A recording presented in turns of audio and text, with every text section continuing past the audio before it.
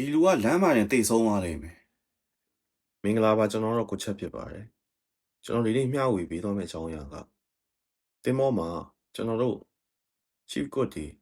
နေ့စဉ်နေ့တိုင်းချက်ပြုတ်နေတာဘာဖြစ်လို့တင်မောသားတွေကအစာစိတ်မသိရအဲ့အကြောင်းပြောပြဟုတ်ပါတယ်တင်မောသားတွေကအစာစိတ်သိလို့မရဘာဖြစ်လို့လဲဆိုတော့အခြေခံကြကြပဲစဉ်းစားကြည့်ပေါ့ဗျာဒီတင်မောကပင်လယ်ပြင်မှာတွားနေတယ်ကျွန်တော်တို့ရောက်တဲ့နေရာကမ်းတယ်ဘလောက်ဝေးမှန်းလည်းမသိအစာစိတ်သိပြီဆိုပါတော့ဘလို့သွားလုံးလဲချက်ချင်းလာကဲလို့လည်းမရအောင်စေးုံပိုးလို့လည်းမရ ဒီလူကလမ်းမှာတင်သေဆုံးသွားလိမ့်မယ် အဲ့ဒါကိုကျွန်တော်တို့ Gally မိဖို့ကြောင့်မှအလုပ်လုပ်တဲ့လူတွေကအဲ့လိုအစာစိတ်သိမှုမဖြစ်အောင်ဘယ်လိုမျိုးလှုပ်ဆောင်ထားလဲဘယ်လိုနေ့စဉ်လှုပ်ဆောင်ရလဲဆိုတဲ့ဟာကိုကျွန်တော်ရှင်းပြပေးမှာဖြစ်ပါတယ်ကျွန်တော်တို့မိဖို့ကြောင့်ထဲမှာနေ့စဉ်အလုပ်လုပ်နေတဲ့လူတွေအတွက်နေ့စဉ်မပါမဖြစ်အလုပ်တူတူလုပ်ရတဲ့အရာတွေကစီနီတုံးတို့ဓာတ်တို့ကျွန်တော်တို့ဒီအိမ်မာလိုမျိုးအိမ်ဒီတုံးနေတဲ့လူတွေလိုမျိုးဒီစီနီတုံးတစ်ခုထဲမှာကျွန်တော်အကုန်သုံးလို့မရဘူးကျွန်တော်အဲ့အကြောင်းအရာကိုတေချာလေးရှင်းပြပေးမယ်အဲ့ဒါဒီမှာကြည့်ကြည့်ပါဒီပုံထဲမှာဆိုလို့ရှိရင်စစ်နီတုံးကိုကျွန်တော်တို့ကာလာတွေနဲ့ခွဲထားတယ်အယောင်တွေခွဲတာဘာဖြစ်လို့အယောင်တွေခွဲထားလဲသူ့မှာအဓိပ္ပာယ်ရှိတယ်အဓိပ္ပာယ်မရှိဘဲနဲ့သူတို့အယောင်တွေခွဲထားမှာမဟုတ်ကျွန်တော်တို့ဘာဖြစ်လို့အယောင်တွေနဲ့ခွဲထားလဲဆိုတော့အစာစိတ်သိမှုမဖြစ်အောင်တားဆီးဖို့ကာကွယ်ဖို့အဲ့ဒီသဘောနဲ့ကျွန်တော်ဒါဒီအယောင်တွေကိုခွဲထားတာဒါကနိုင်ငံတကာစံချိန်စံညွှန်းနဲ့အညီအဲ့လိုမျိုးခွဲထားတာဖြစ်တယ်စီနီတုံးမဲလားဆိုတော့မဟုတ်ပါဘူးဓာတ်ကိုလည်းအဲ့လိုမျိုးကျွန်တော်တို့ခွဲထားရပါတယ်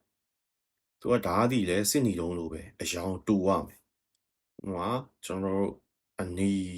စစ်နီတုံးအနီသုံးရင်ဓာတ်ကလည်းအနီဖြစ်ရစစ်နီတုံးအပြာသုံးရင်ဓာတ်ကအပြာဖြစ်ရဒါပါပဲโอเคအဲ့ဒါဆိုလို့ရှိရင်စစ်နီတုံးအနီဘာသုံးတာလဲစစ်နီတုံးအနီသည်အသားစိမ်းတွေသုံးမယ်နော်အသားစိမ်း raw meat တွေအသားစိမ်းဆိုတာ any kind of raw meat ဘာအသားစိမ်းပဲဖြစ်ဖြစ်အကုန်လုံးအသားစိမ်းဆိုရင်အဲ့ဒီအနီရောင်မှာသုံးရဓာတ်သည်လည်းအနီရောင်ပဲဖြစ်ရโอเคအဲ့ဒါဆိုရင်အပြာရောင်က raw fish တွေ raw fish ဆိုတာငါးစိမ်းတွေဘာငါးပဲဖြစ် seafood ဘာ seafood ပဲဖြစ်ဖြစ်အပြာရောင်ပဲလှီးရမယ်အပြာရောင်သုံးရမယ်ဓာတ်သည်လည်းအပြာရောင်ပဲစစ်နီတုံးလည်းအပြာရောင်ပဲနောက်ပြီးအဝါရောင်ကကြတော့ကျွန်တော် ham တို့ဘာလို့လှီးလို့ရ prosciutto ham ပြီးရင်နောက်ကျွန်တော်တို့ဒီချက်ပြီးသားကင်ပြီးသားအသားတွေတို့ဘဲကင်တို့ချက်ကင်တို့ကင်တယ်အဲ့ပေါ်မှာတင်ပြီးတော့လှီးရပါမယ်စစ်နီတုံးအဝါဆိုရင်ဒါလည်းအဝါဖြစ်ရပါမယ်โอเคစစ်နီတုံးအစိမ်းရောင်ဒါကဟင်းသီးဟင်းရွက်တွေအသီးနှံတွေလှီးဖို့အတွက်ဖြစ်တယ်ဒါသည်လည်းအစိမ်းရောင်ဖြစ်ရနောက်ပြီးရင်စစ်နီတုံးအညိုရောင်ကဘာအတွက်လဲအညိုရောင်သည်ကျွန်တော်တို့ဒီတဲတွေကတ်နေတဲ့အာလူးတို့နောက်ကစွန်းဦးတို့အဲ့လိုဟာမျိုးတဲကတ်နေတဲ့ဟာတွေကိုကျွန်တော်တို့လှီးဖို့အတွက်ဖြစ်တယ်ဓာတ်သည်လည်းအညိုရောင်ပဲဖြစ်ရမှာနော်ပြီးရင်နောက်အဖြူရောင်ကဘာအတွက်လဲဆိုတော့အဖြူရောင်သည်ကျွန်တော်တို့နိုးထွက်ပစ္စည်းတွေဥပမာဒိန်ခဲတွေထောပတ်တွေအဲ့အမျိုးတွေလှီးမယ်ပြီးနောက်ဒီ bakery နဲ့ပတ်သက်တဲ့ cake တို့ bread တို့နော်ပေါင်မုတ်တွေ cake တွေအဲ့ဒါတွေပါလှီးရမှာဒါသည်လည်းအဖြူရောင်ပဲဖြစ်ရမှာအဲ့ဒါဆိုရင်ကျွန်တော်ပြောတဲ့အစာအစိတ်သိမှု cross contamination မဖြစ်အောင်ဘယ်လိုတားဆီးရမလဲဆိုတာ